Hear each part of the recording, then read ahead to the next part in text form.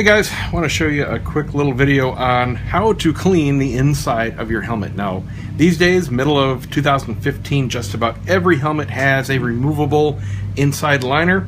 Didn't used to be that way.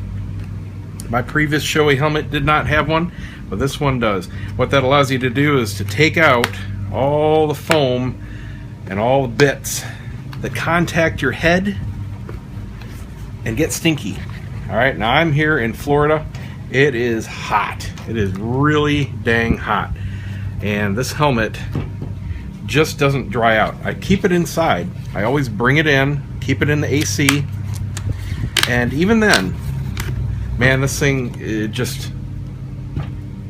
stays moist.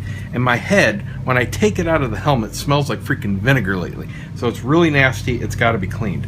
Now this one has a couple different parts that come out. This is the liner itself. And I can see that, oh, there's some grimy bits, man. This is the inside of the foam here, and there's some discoloration from all the sweat. Ugh, it smells pretty freaking rank, right? So it's got a lot of bacteria and just dirt and sweat and all kinds of stuff embedded in here. Now, I'm sorry to say there's no product out there that you can just easily spritz in here and get it clean. Even if you use Febreze, that might temporarily take care of your odor problem, but it's not going to do anything for what's causing the odor, so it's going to come right back. You have to wash this.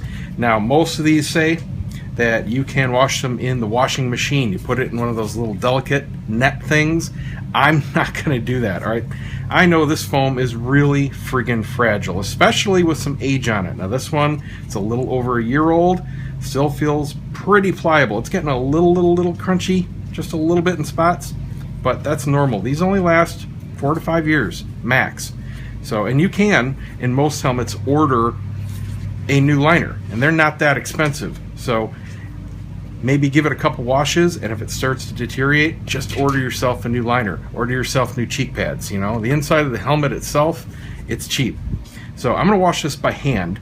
Then I'm going to use this spray. It's called Helmet Fresh. There are a bunch of different products like this out there. Basically, this is just a deodorizer after you wash it. The washing part is to get out the physical particles, get out the grime and the dirt and the oils and all that kind of stuff, and this will then kill the bacteria and help prevent odors from forming. And this is also something you might want to spray after a ride. Just kind of spritz it in there and help prolong the duration of it staying fresh. So I got my liner out here. Next, I've got my cheek pads to take out. You want to do this carefully. Most of the time things just slide out, or you have some snaps, but you might have some tie-ins to speakers, for example. I've got all my wiring running through here, and after I get everything out, I'm going to wipe down the inside of this helmet, and I'm going to spritz it down with this. There's instructions, and it depends on your product what it suggests to do, but I'm going to liberally coat the foam itself, staying away from the speakers. I've got my Cena installed on the other end here, so I want to be careful of that. I got a couple snaps up on the cheek pad, and this slides out. And I've got my wiring wrapped around the front posts here. So again, if you're doing anything like that, be careful when you pull it out. Just to make sure that everything stays where it's supposed to. You don't need to be rewiring your helmet if you don't have to.